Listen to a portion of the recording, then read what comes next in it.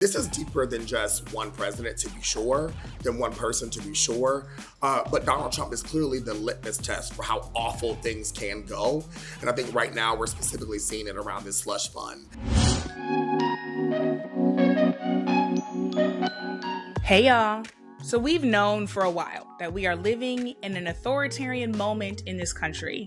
But this past week has shown us that we are accelerating further down that path as the normal ways society used to operate start breaking down dramatically.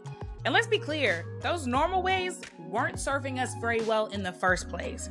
So we have to make sure first that this authoritarian moment is just that, a moment. Speaking up and telling the truth and using every single tool we have at our disposal to do so, that's what we have to be about right now.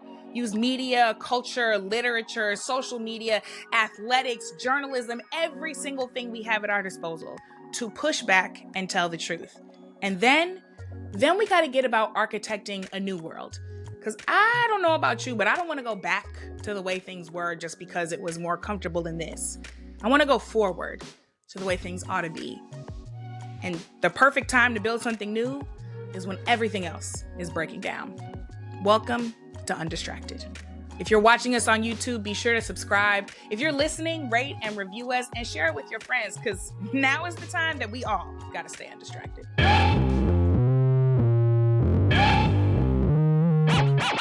On the show today, we have our group chat bestie and regular, Dr. Brittney Cooper, as well as our new friend, Preston Mitchum.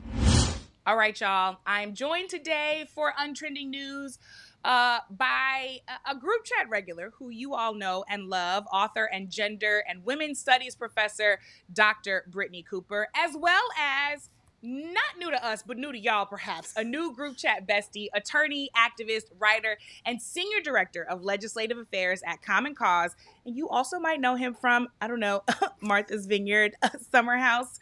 Our friend, Preston Mitchum. Welcome, y'all. Thanks for being on the group chat today. What's up? Thank you. I'm excited to be here. Thank you. First off, let's dive into Trump's explosive Meet the Press interview with journalist Kristen Welker, which aired yesterday as of our recording of this. Trump was challenged about his false accusations that California's gubernatorial election was rigged. And he said that Kristen was either, quote, crooked or stupid. That's a direct quote. And then he dramatically walked off set like the drama queen that he is. You know what, Doug? Actually, play the clip. Mr. President. Your one-sided crooked network. So let's call it quits because I've had enough. Thank you, darling. Have a good time. Mr. President, let's please. I traveled all the way to Wisconsin. All the way to Wisconsin, because Wisconsin is not close to New York City or Washington, D.C., let's be clear. And then, you know, like the stunt queen that he is, he said, I don't like what I'm being asked. I'm leaving. He took off his microphone, as you saw, and then had the nerve to say, thank you, darling. Have a good time. Trump has obviously been hostile to the press for a really, really long time. He calls him the enemy of the people. He repeatedly sues outlets, and his suit against 60 Minutes resulted in the network choosing to pay, get this, $16 million, and then going on to install more Trump-friendly leadership. But we'll get to that in a minute. But even this interview, to me, really stood out in the scheme of his explosive moments with the press, because for the last few months, frankly, we've gotten so used to the press bending the knee that it was rare in a lot of ways to actually see someone pressing back against him. It's not surprising to me that it was a Black woman. Preston, what do you make of his rage here? Is it more of the usual, or is this something actually different? You know, a mixture of both, if that's possible. The reality is Trump is always combative with journalists. There is something that he does specifically do when it comes to Black women journalists, though. Like, right, we've watched in real time an escalation from criticizing media coverage, how everything is fake news. Obviously, there's warning signs of like authoritarianism even here. Like when leaders seek to undermine the credibility writ large of anyone who asks difficult questions, on top of it being a racialized and a gendered attack, and dynamic. I mean, that's who Trump has always been. But I do think we're seeing something a little bit more hostile in his interactions with women journalists, specifically when they're Black. Yeah, Coop, you have talked about eloquent rage, right? That is one of the titles of your book. And it is something that marginalized people show so often. This was not eloquent or elegant at all. No. There's a distinction between eloquent rage and white grievance, right? And what Trump is engaged in is illegitimate white grievance politics, right? Which has an outsized it has an outsized influence in our politics. And in fact, that's a term that really comes from Juliet Hooker, who's a political scientist at Brown. And she talks about the ways that so much of American politics is built on white male grievance, right? On white male Yeah. outrage or what have you. The other thing that I think is interesting is we should not miss that Trump is always doing it for the plot. He's always doing it for the soundbite. He's always doing it for the clip, right?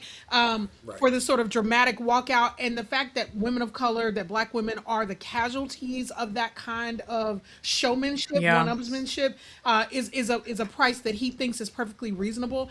What I think is more concerning is the way that this is part and parcel of his entire attempt to dismantle the media apparatus of the United States, to make it impossible for people to hold politicians accountable. This is the biggest assault that we've ever seen on the First Amendment. And Black women are at the heart of it, because he does not want a country where freedom of speech, freedom of expression is actually freely available to all of us. What they want is for white men to be able to assault the rest of us and say whatever the hell they want to say to us, while the rest of us have to lie down and take it. And so I think Kristen Welker is really a shero in this moment for continuing to stand toe-to-toe with him. It takes real courage to do that.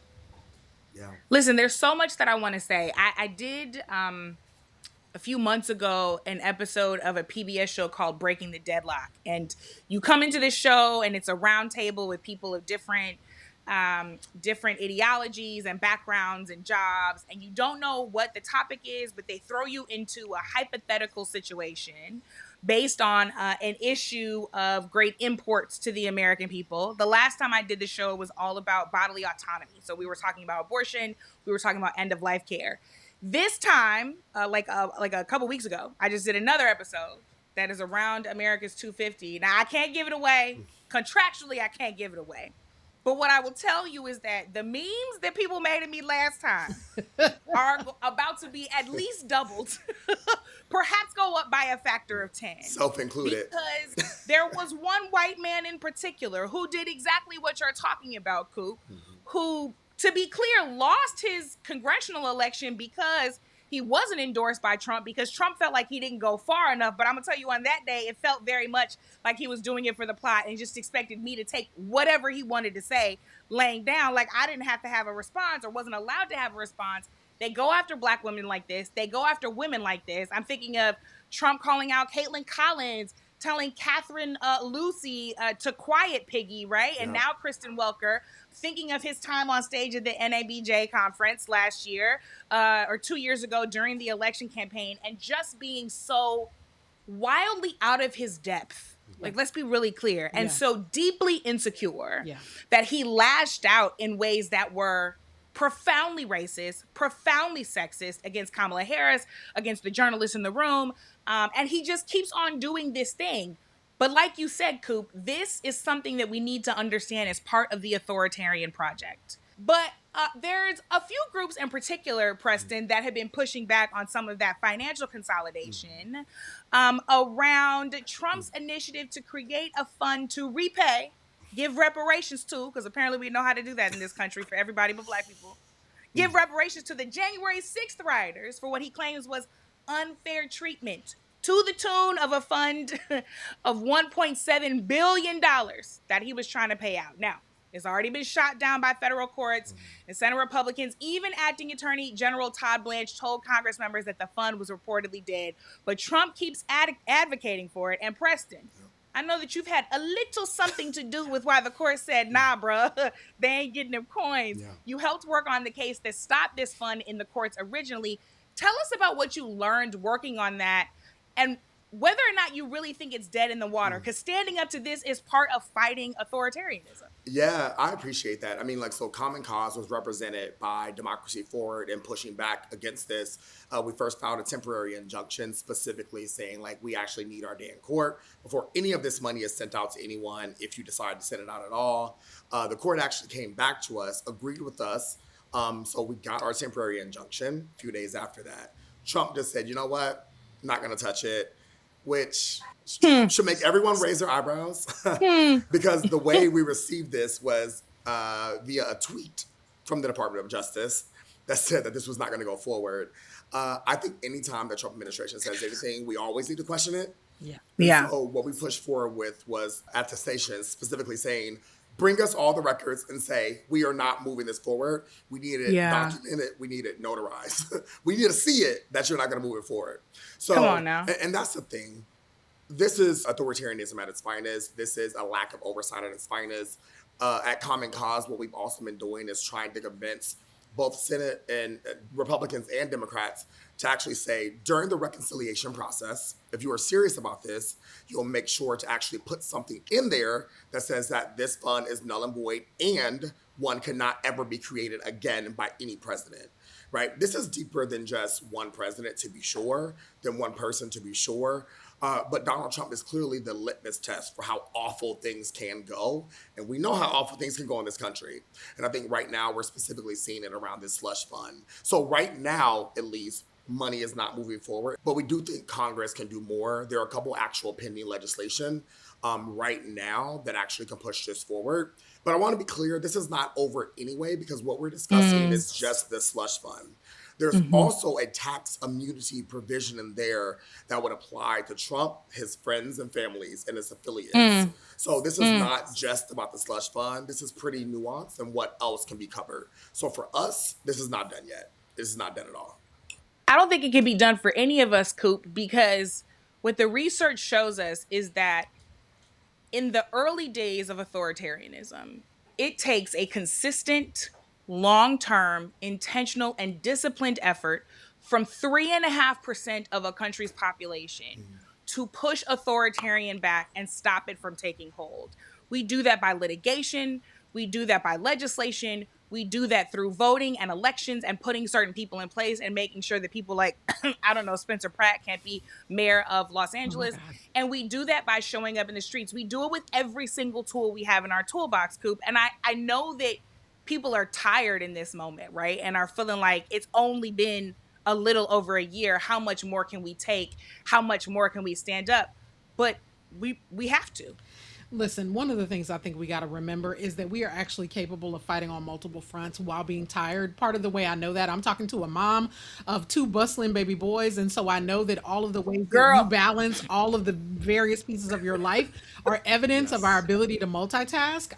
And I think that we really have to go back to what are the quotidian ways that our people survived histories of racial terror, survived histories of living in a world that were not hospitable to them. We have actually grown up in a unicorn era of American politics where we haven't had to deal with this stuff. And so now we're having to really build up the disciplines to stay clear, to stay focused, to stay undistracted, right? Which is the word of the hour. And so part of what I think that means is everybody's got to figure out what their battleground will be. And so if this is the place that you want to focus your attention, then this is your issue. Then you call your congressman, then you keep it top of mind, then you support organizations like Preston's that are in the fight for this, right? Or if your issue is what's happening on school boards, or if your issue is voting rights, or if your issue is what's happening to trans kids, pick your issue and then park your pen and work it out there rather than figuring like your issue is everything. My issue, for example, is what's happening in higher education. That's because that's where my job is and that's where the kids that I help are. We all have a place to fight. The other thing we have to do more than anything, the battle Trump wants to win is he wants us to believe the lies he's telling. Our job is to keep on saying it was a coup. You tried to steal the election. You tried to not certify the election, just like the Confederacy was a traitor government. What happened on January the 6th was a coup against the United States government. Y'all are all criminals. You're thugs. You're trying to use the money of the U.S. government to fund your terrorist organization, to fund the apparatus of white terrorism. We have to have our own narrative, strategy, and control of this moment, and we have to hold on to it with everything that we have. Because look, the way they crucified Jesus was the moment Pilate said, well, what is truth? Right? I go back to that verse all the time because before they took him to the cross, they dismantled the truth apparatus and said that the truth didn't matter.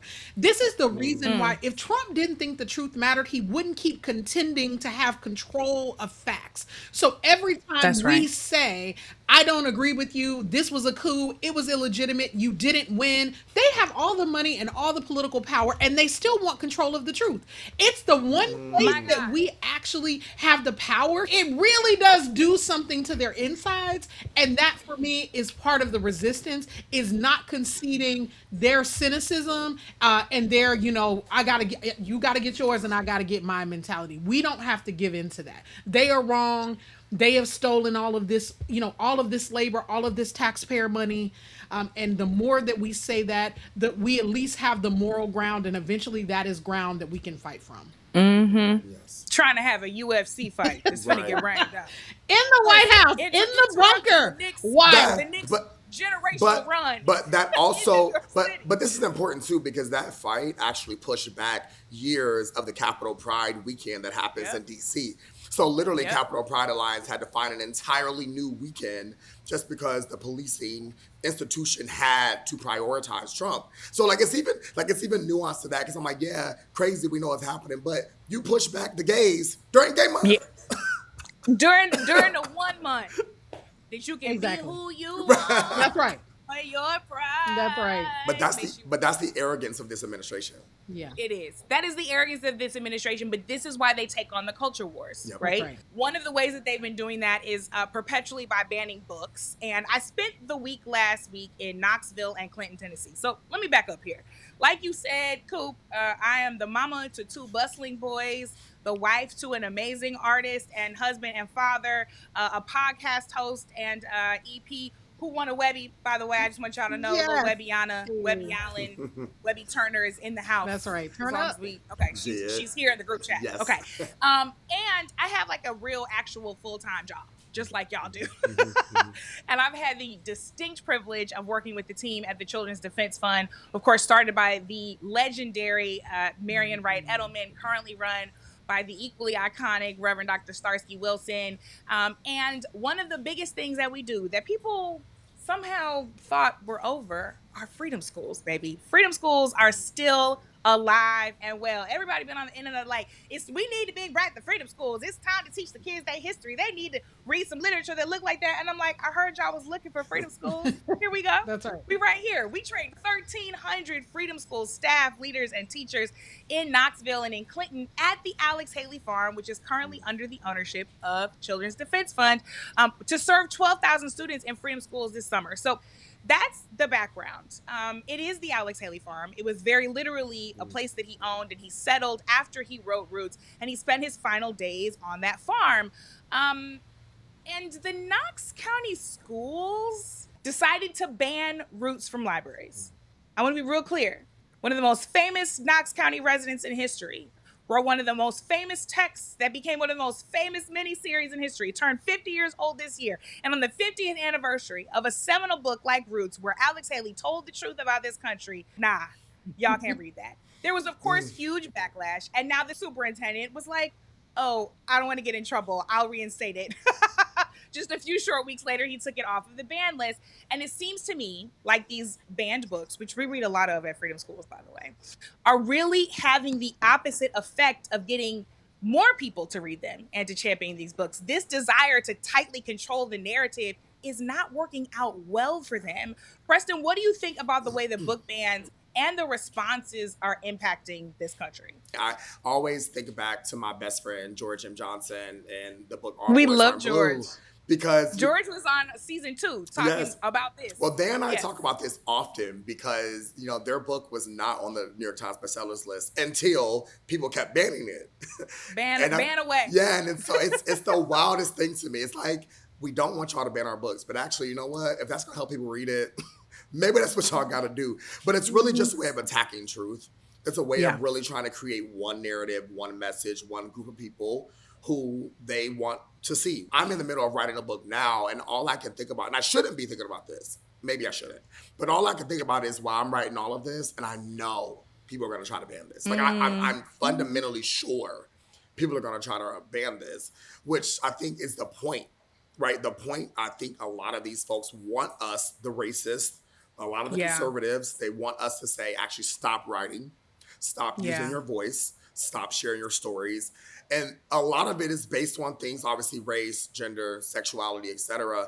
based on things that we're actually really not even saying. There's been a lot of pushback in the children's lit space because people are talking about their own understanding of their sexuality and sexual desires. And they're saying, well, children shouldn't read this. And I'm like, well, funny enough, you all are the predators. You all are actually the perverts. You are the ones who are actually the rapists. So, yeah, so it's like, these are you. So you're projecting things that we're not even saying and what we're writing, and it's done very intentionally. Sadly, they are very strategic. They're very good about controlling the narrative. And it's, I mean, to Coop's point earlier, which is what I loved, we should not relinquish that. They don't have access to control over what families are, who they are, what race is. We know all of that. Yeah. But that, nonetheless, that is their point, and that is what they're trying to do. They're trying to get us to stop writing, and we have seen a chilling effect. Calling it the Gestapo, they compare it to Nazi Germany, and those comparisons are accurate. But they're also too distant. And we act like what is happening right now has not already been a part of the American playbook. And one of the things we've been really trying to help people understand historically in Freedom Summer is exactly how much Black America, and therefore all of America, lost with the dawn of Jim Crow. The 12 years of Reconstruction were incredibly productive in Black America. Black Wall Streets were built. Black banks were opened. 2,000 Black people were elected to office across the country. Black people built the very first public school systems across the South that now the entire country has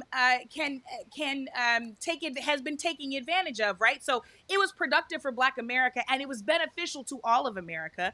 But the power and self-sufficiency that Black America was gaining was obviously not something that those in power wanted to see. So Jim Crow became that system and series of laws, practices, traditions, and institutions that terrorized Black people for nearly 90 years, right? And what that terror did was it burned those Black Wall Streets to the ground.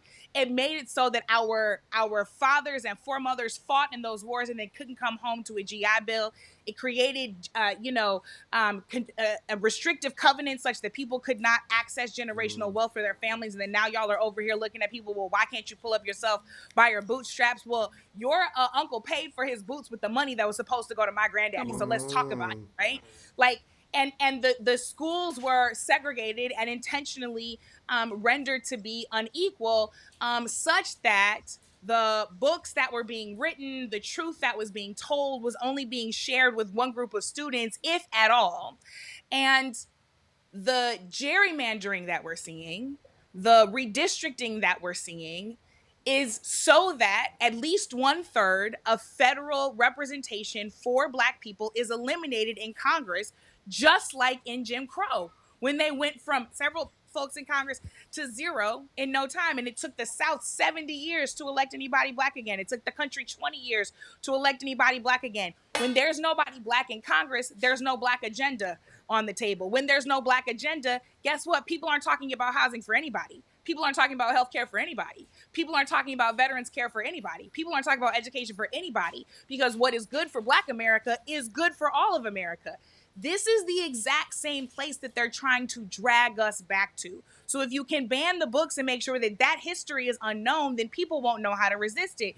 And then, Coop, these young people get to you not having read the books, not knowing the history, trying to sort through what is truth, trying to separate fact from fiction, and they get into your classroom at Rutgers and they don't know what the hell is going on, and they're not prepared to be critically thinking citizens and preserve the democracy that they are owed and promised. Yeah. What the hell are we gonna do? So many things to say, so many problems. My God, Tennessee. I want us to understand exactly what's going on. It's like I need a soundbite, like Arrested Development. Tennessee. Anyway, listen.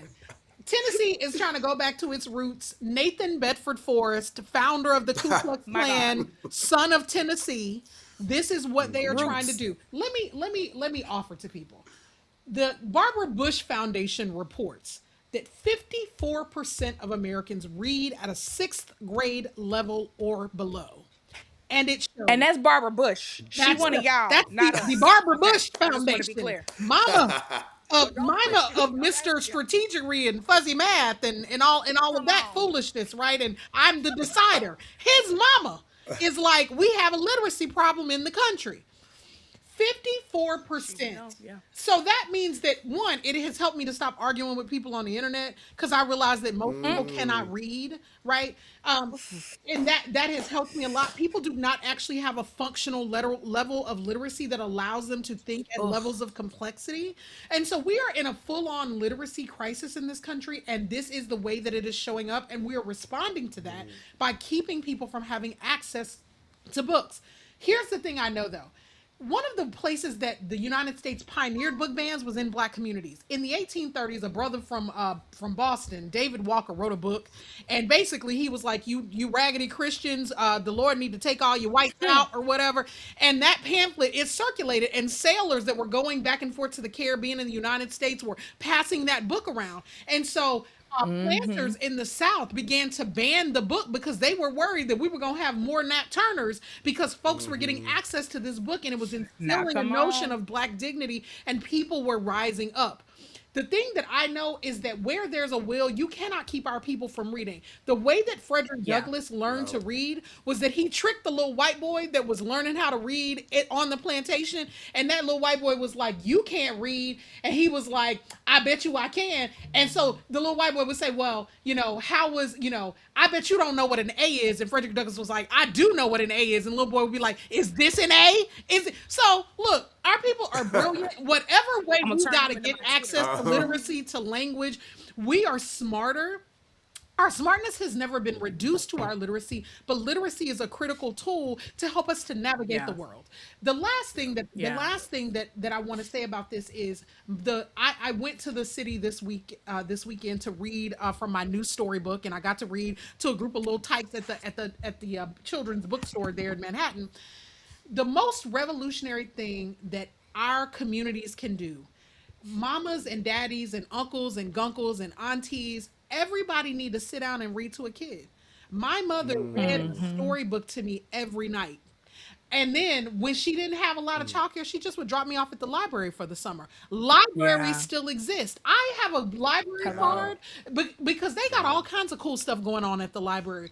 So when we're thinking about how to respond to the moment, there are pragmatic things we can do, and part of that is instilling a culture of reading. One of the things the research tells us is that even when Black families are economically stable, our children still often arrive at school with a significant vocabulary gap, and that has to do with the fact that our economic stability sometimes comes from like trade jobs rather than like college jobs. So that means that our kids routinely are not exposed to the same breadth of vocabulary that white children are exposed to.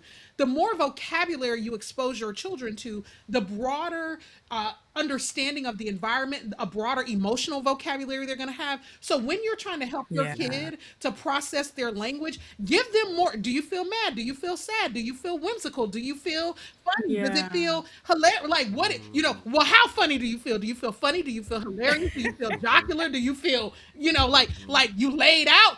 There are all kinds of ways that we can create a language of literacy and imagination that aren't about money, that aren't about having to play the government's games, and we have the ingenuity to be able to do it. And I need folks to do it because the kids that are arriving in our college classrooms are disengaged, they are addicted to technology, they are trying to use AI as a shortcut to get their assignments done. And I don't want us to turn out a generation of young people who are dumber than their degrees suggest that they are, not because they don't have the capacity to get it, but because we haven't created the discipline. And in order for these kids to be okay, we've got to reinstill in them that when you want to know what that word means, go get the big dictionary off the shelf and look it up. The big one.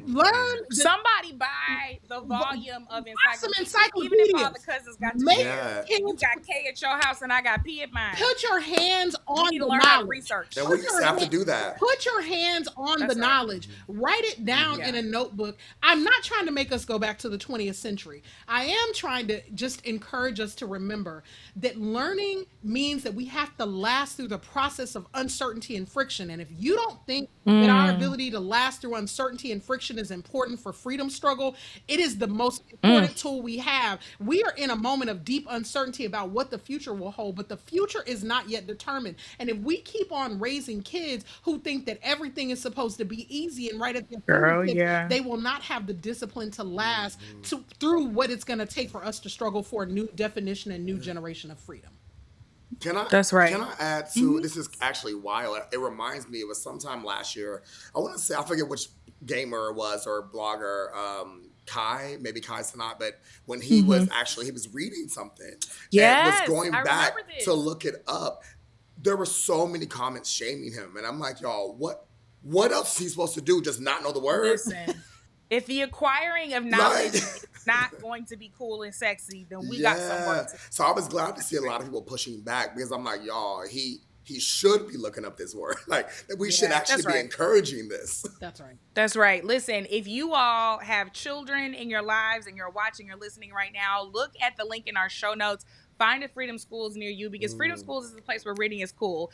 Every single morning, Harambe, the young people gather to sing, to affirm themselves, and to get excited to read. And then they open up books where they see themselves. They open up books that affirm who they are, that confirm that they are deserving and worthy and beautiful and can absolutely go out there and change the world. And guess what? Them Freedom School kids, they absolutely do. And one day I'm going to be able to tell the story of all the people who've been in Freedom Schools who are out there changing the world right now. And something so strong inside is my jam because we sing that in my church. Baby, Let listen, it leak. That is a bop, and every kid should sing something inside so strong, something inside so strong. I know that I can make it. So you're doing me wrong. Listen, there's dances, there's motions. It's a thing. Harambe is everything. Change your life. Yes. Send your child to Freedom Schools today. Yep. Okay. While they're there at Freedom Schools this summer, we need to talk about Summer House. Now, the last time you ate that, we talked about this. I love a little transition. The last time we talked about Summer House, I was a new recruitee. And I told you all, Preston helped me get clear. He helped bring me up to speed on exactly where we were because I only got in it because I heard a black girl was being messed with and I took my earrings off. That's what I do. Preston had to be here for this conversation because now the Summer House reunion is out. Did I watch the rest of the season? No. Have I been clocked in for the reunion? Absolutely. Okay. So the reunion has been giving me life. And for those who don't know, this season of Summer House has been all about Le Scandale because the show's first black cast member, Sierra Miller, who is stunning, by the way, got dogged by her friend, Amanda Batula. I might not be saying her name right. I don't really care.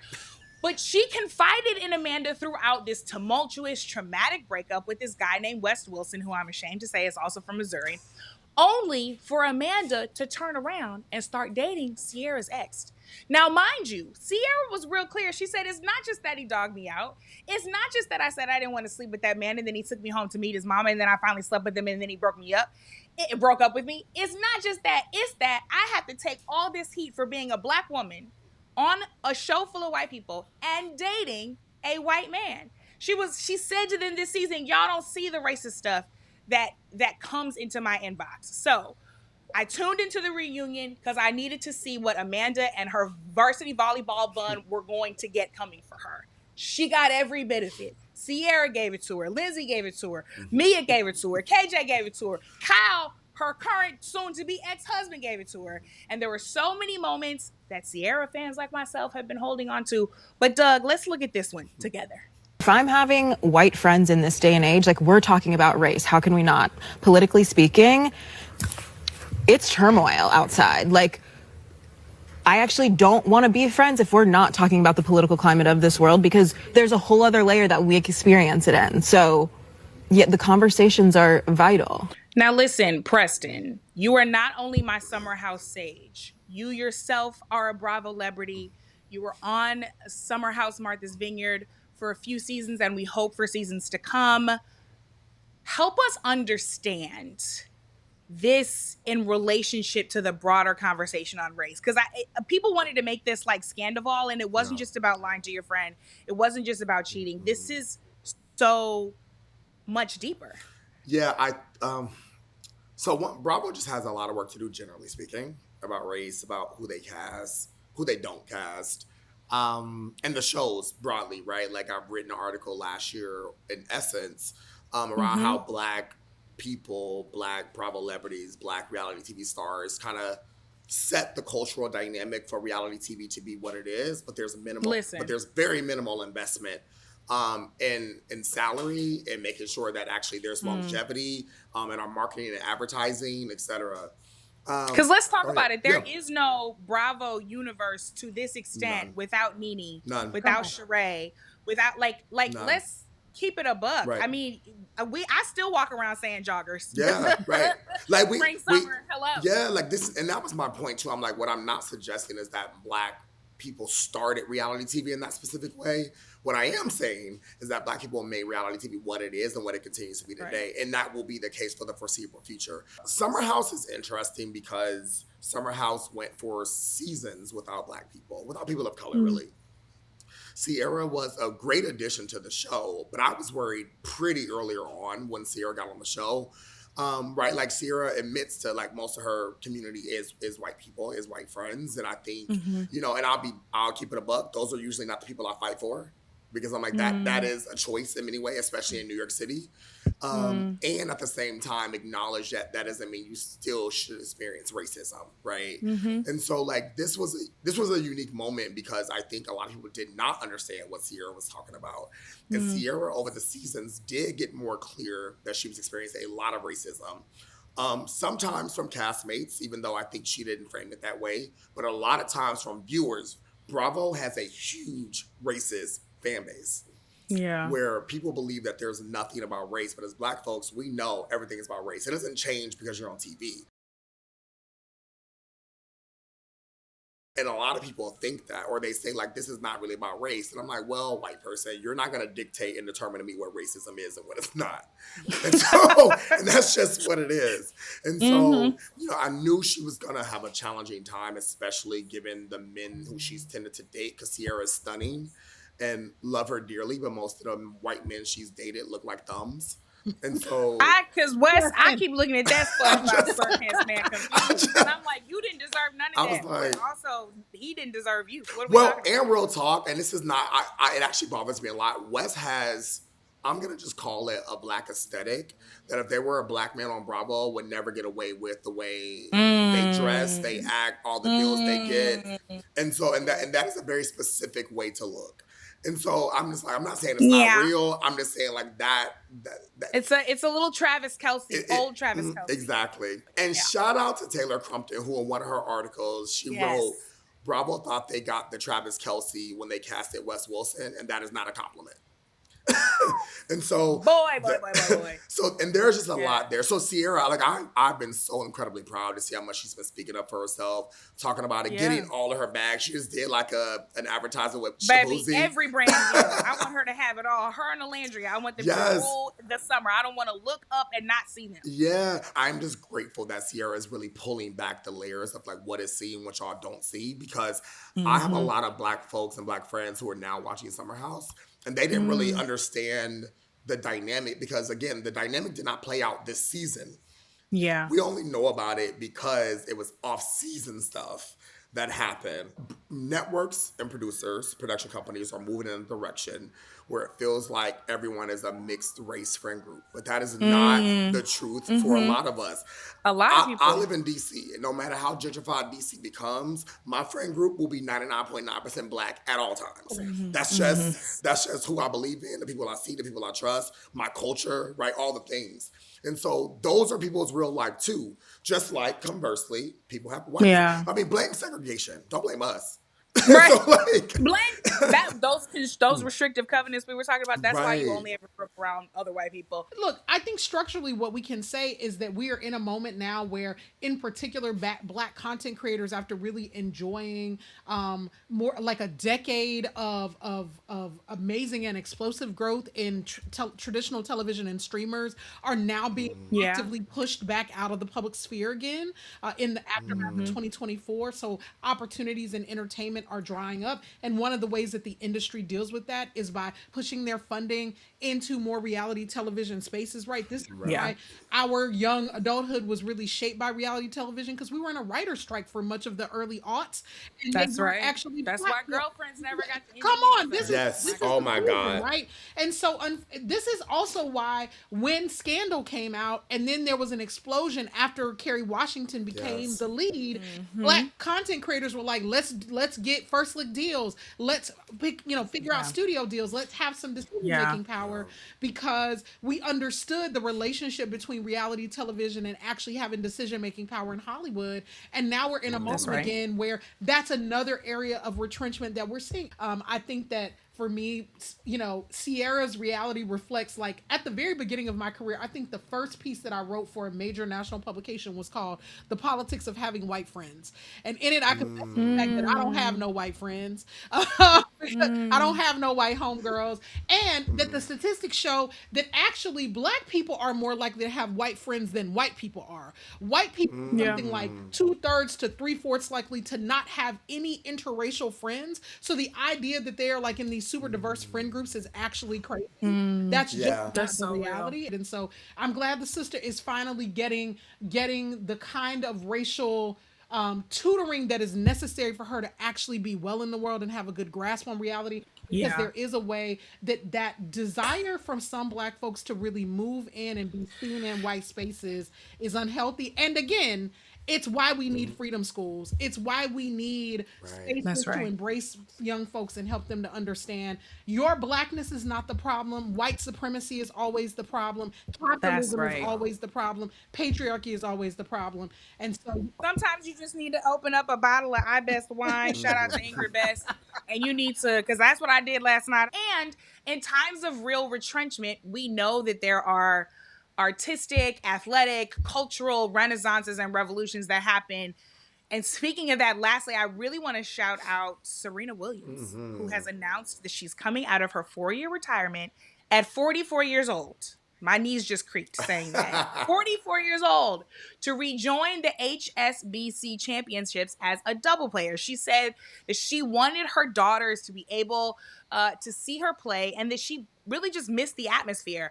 I'm also though thinking about 40-year-old mother and equal pay advocate and track star Allyson Felix, who's also decided to come out of retirement. She says she's getting ready for the next Olympics. And I'm loving that these women are representing for those who want to keep their athletic careers after giving birth, and not letting themselves be sidelined by society, especially since, let's be clear, LeBron James, come on. Tom Brady, they can stick around for as long as they want and use their age as an asset in sports. They can say, I'm on the court with my son, right? Meanwhile, Allyson Felix has to lobby for childcare at the Olympics because don't nobody want her children around. She just needs to go run and be quiet, right?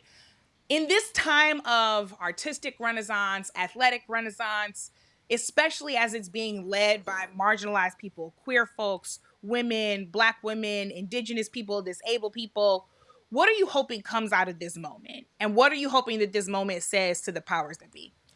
Listen, Serena Williams and Venus Williams are the reason that tennis went mainstream in America and that people tuned in to watch tennis matches in prime time.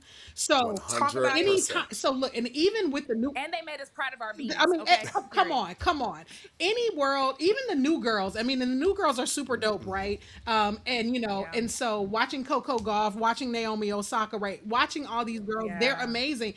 They still aren't the Williams sisters, and they don't have to be. And so I'm glad for Serena. Let me also just be a little messy though, and say that some part of me, as an Ozempic girl myself, I sort of feel like that GLP-1 thing, like that has her looking super thin, which I'm kind of sad about, because I was like, but you kind of a thickum, Serena, and you real fine, and like I really like that you. We grew up on thick I mean, Serena. I'm like, come on, be thickums. We are a culture that like big Luther and thick Serena or whatever. Listen, it's all good. It's like, the thing is, I think that those GLP-1s also have her having a different relationship to her body. And I'm like, if Serena Williams, who is that athletic, couldn't lose real weight until she got on GLP-1, the thing that I hope as a fat person who often gets maligned in culture and has been maligned by our people for talking about metabolic responses and stress with relationship to body, I hope that it can galvanize another conversation about how all of the stuff that we put on Black women around stress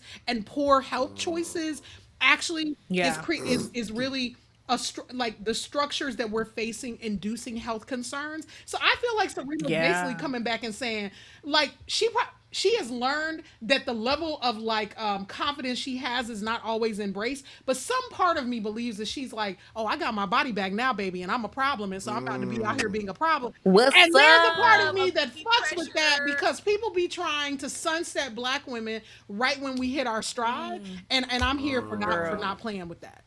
Okay, because 41-year-old me is so much more confident, will take so much less mess, is much more beautiful, has a fine ass bone structure, way more than 25-year-old me. Okay. Right. What it really is that when women reach round about 40, we stop putting up with people's bullshit. It's true. So somebody had to invent a narrative to make us feel less confident because we were calling them out on their stuff. I'm convinced that this is the conspiracy, Preston. Like, I'm curious to know what you want to see come out of this time, because I want to see all the 40 and up women start to influence the 30 and up women and the 20 and up women, so that all of us can stop putting up with this stuff. Listen, I'm not a woman, but I do agree about when you turn 40, because I look in the mirror and I'm like, damn, I look good today. And I don't know how much confidence I had in my 20s and 30s. Skin is skinny, okay? Like good. Correct. I see it. Pull back. It is, brother. Listen, let me tell you, Allyson Felix is my favorite athlete of all so incredible. time. And so when I saw the announcement of her in particular, especially because I know how much work she's done in the track and field space, but just in pay equity in women's sports generally, like I just got excited. Even Allyson Felix said, I'm not doing this to win. Like, I'm probably not going to. I don't know. She was like, but I missed it and I wanted to re-engage. And to me, that is enough. Like, they don't owe anyone any explanation for even why they're doing it in the first place. Just like when Venus came back, after, obviously, Venus, she said, I needed this good health care to continue, so let me go ahead and play a match or two. I will say this as well. I'll let him go. I know people may push back. Venus is actually my favorite tennis player of all time. Yeah. But it's because... Low-key same, because, Preston. there's I'm no... A Venus girl. And this is not the shade Serena, but there's just no Serena without Venus. That's right. That's right. And I really hate that people push back on Venus and her career when it was all like around like health conditions. Like Venus could not play as much as she wanted to play because of Crohn's and other things. And so I'm like, I see people push back on her career more. But again, Venus person, but love Serena down. And I am grateful that she's coming back, and I can't wait to see her play. Because Serena's incredibly skilled in doubles. Like, incredibly skilled in doubles. Incredibly. So I can't wait. Incredibly. But Allyson Felix. I can't wait. All day. Allyson Felix is one of the nicest people I've ever met in my entire life. Wow. She deserves every good thing on the planet. And I'm so grateful that we get to continue to see her compete, to see Serena compete. I'm excited that Asia Wilson is the real face of the league. When Jay-Z got on stage at the Roots picnic, he had the biggest grin on his face. And he was like, I missed this. And I just feel like that kind of joy that marginalized people often do not get to experience as they age, doing not just what they're dominant at, not just what they're good at, but what they love, what makes their heart smile, what makes their soul sing. It was so beautiful. Like, I got chills up my spine when I saw him do it, because it was beautiful to see somebody aging gracefully and with care for themselves say, I'm doing what I want to do, and I'm doing what makes me feel good. And I think that there are so many of us in marginalized communities, Black folks, queer folks, who don't get to see our people age, let alone see our people age happily, right? They're aging and surviving. They're aging and scraping it together, right? They're aging and barely holding on. But to see people aging and thriving, to see people aging and have full agency and autonomy over what they want this chapter to look like, I hope that that inspires all of us. And I hope that this tells these people in charge who keep trying to subvert the truth and pervert democracy, I hope that tells them, we ain't going nowhere and you ain't finna tire us out of nothing. Preston, Coop, always fantastic to talk to you all. Thank you for bringing the group chat alive once again here on Undistracted. We'll see you soon, and we'll be right back. That probably felt a whole lot like your group chat, where you can talk about anything and everything under the sun. Go from a Meet the Press interview to talking about the Summer House reunion and a whole lot of things in between. And I love that that's my group chat. I love that that's our group chat. I love that that's what we can do at Undistracted. Because quite frankly, being fully human is resistance. Resistance in a moment that wants to reduce all of us to labels and how we can fight with one another. Resistance means being fully human and joyful and happy and giddy and curious and sad and frustrated and angry and rageful all at the same time. Giving ourselves permission to do so and loving each other while we do it. So I'm glad that that's the kind of space we built at Undistracted. I'm glad that you've been joining us in that space. I'm glad that you've loved it so much that you've allowed Lil Webiana to come home with us for season 3. And I'm so grateful that you're here for season 4. Stick with us because we'll always stay undistracted. Thanks for listening. Thanks for being. And thanks for doing. I'm Brittany Cunningham. Let's go get free.